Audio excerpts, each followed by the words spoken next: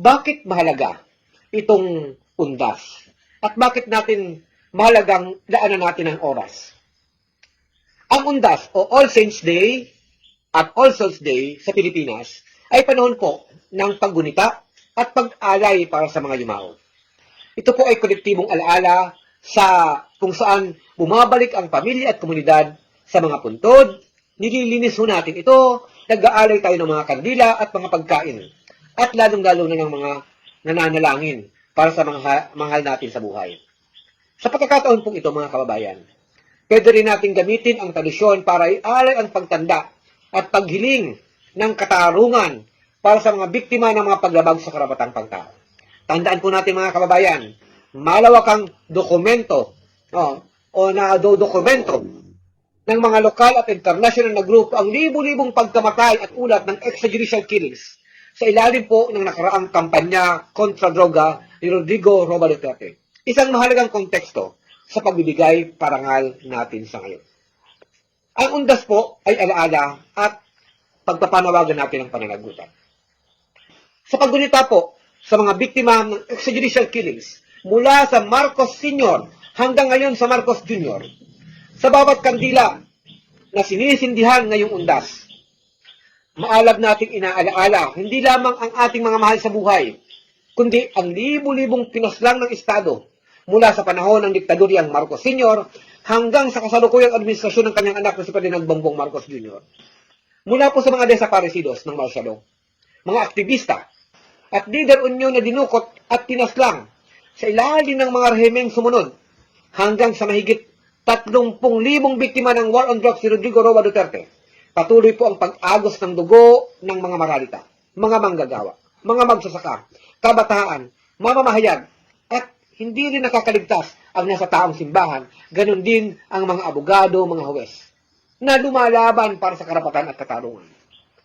Hanggang ngayon, mabagal, napakailap ng hustisya. Marami sa mga kasong nakalista sa Karapatan o Alliance for the Advancement of People's Rights ay hindi pa rin po naaaksyonan at nabibigyan ng kasagutan. Ang mga pamilya nang naiwan sa dilim, mga ina, mga ama, mga anak, ang patuloy na naghihintay sa pag-amin at pananagutan.